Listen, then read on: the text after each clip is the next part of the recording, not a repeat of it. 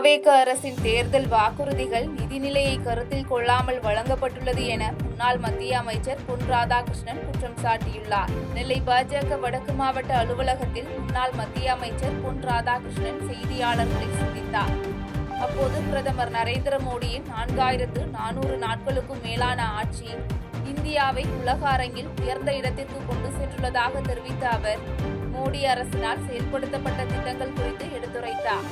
தொடர்ந்து தமிழகத்தில் பெண்கள் பாதுகாப்பு மற்றும் சட்டம் ஒழுங்கு மிக மோசமாக உள்ளது என குற்றம் சாட்டிய அவர் இதுபோன்ற சம்பவங்களில் அரசுக்கு கால அவகாசம் கொடுக்க முடியாது என திட்டவட்டமாக தெரிவித்தார். மேலும் தாவேக அரசின் தேர்தல் வாக்குறுதிகள் நிதிநிலையை கருத்தில் கொள்ளாமல் வழங்கப்பட்டதாக தெரிவித்த அவர் வாக்குறுதி அனைத்தும் காற்றுப்போன போக்கில் அள்ளி வீசப்பட்டதாக விமர்சித்தார். இனிவரும் காலங்களில் லஞ்ச வழக்குகள் மீது உடனடி நடவடிக்கை எடுக்கப்படும் என அமைச்சர் அருண்ராஜ் உறுதியளித்துள்ளார். சென்னை ராயபுரம் அரசு ஸ்டான்லி மருத்துவக் கல்லூரி சார்பில் 83வது இளநிலை மருத்துவ மாணவ மாணவிகளுக்கு பட்டமளிப்பு விழா நடைபெற்றது.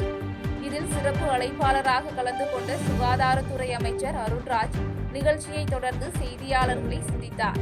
அப்போது அரசு ஸ்டான்லி மருத்துவமனையின் பிணவரையில் உயிரிழந்தவர்களின் குடும்பத்தாரிடம் லஞ்சம் வாங்குவதாக எழுந்த புகார் குறித்த கேள்விக்கு பதிலளித்த அமைச்சர் இனிவரும் காலங்களில் லஞ்ச வழக்குகள் மீது உடனடி நடவடிக்கை எடுக்கப்படும் என உறுதியளித்தார்.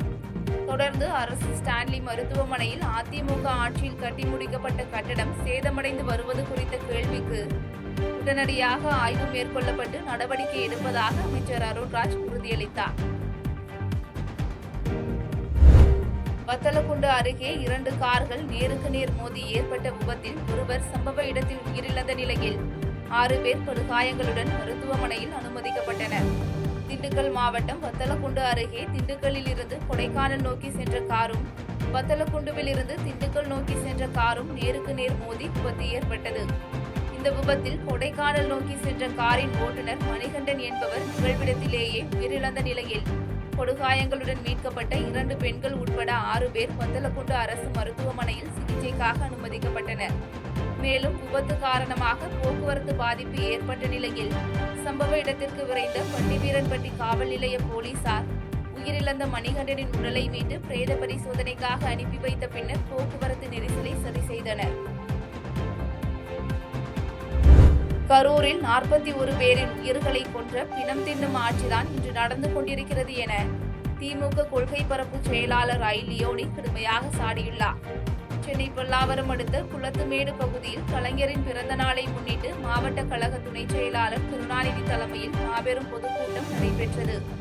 இந்த கூட்டத்தில் கலந்து கொண்டு சிறப்புரையாற்றிய திமுக கொள்கை பரப்பு செயலாளர் ஐ. லியோனி வெறும் பிணங்களால் உருவாக்கப்பட்டதுதான் தாவேக ஆட்சி என்றும் கரூரில் 41 பேரின் உயிர்களை கொன்ற பிணம் தின்னும் ஆட்சிதான் இன்று நடந்து கொண்டிருக்கிறது என்றும் கடுமையாக சாடினார்.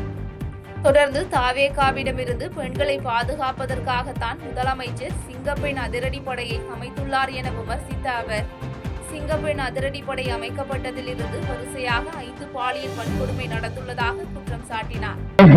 இன்னைக்கு தாவேகாவுடைய தலைவர் முதல்ல விக்கிரவாண்டியில கூட்டம் போட்டாரோ அப்ப சாக ஆரம்பிச்சவங்கன்னா எல்லா மீட்டிங்லங்க 2 இளவு 3 இளவு செத்து செத்து செத்து செத்து பிணங்களால் உருவாக்கப்பட்ட ஆட்சி தான் இன்னைக்கு தாவேகாவுடைய ஆட்சி.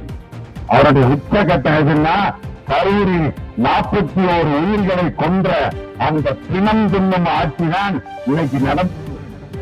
அதனாலதான் அவர் பதவி இருக்கிற அன்னைக்கு நடந்த என்னன்னா திருச்செங்கோட்ல பேர் ஓடிக்கிட்டு இருக்கு.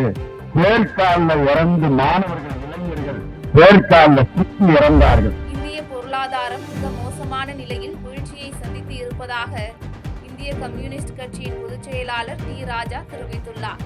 சென்னையில் இந்திய கம்யூனிஸ்ட் கட்சியின் பொதுச் செயலாளர் டி. ராஜா செய்தியாளர்களை சந்தித்தார். அப்போது நாடு முழுவதும் எழுச்சியை ஏற்படுத்த ஆகஸ்ட் 6 முதல் 15 வரை நாடு முழுவதும் மாநிலம் மாவட்டம் வாரியாக மக்கள் சந்திப்பை நடத்தி இந்திய கம்யூனிஸ்ட் கட்சியை அரசியல் இயக்கமாக கொண்டு சேர்க்க இருப்பதாக தெரிவித்த அவர் இந்தியாவின் முதல் பிரதமர் நேருவுடன் மோடியை ஒப்பிடுவது மிகப்பெரிய முரண் என கருத்து தெரிவித்தார். தொடர்ந்து இந்திய பொருளாதாரம் மிக மோசமான நிலையில் வீழ்ச்சியை சந்தித்து இருப்பதாக குறிப்பிட்ட அவர் மக்கள் நாளுக்கு நாள் விலைவாசி உயர்வை சந்தித்து வருவதாக தெரிவித்தார்.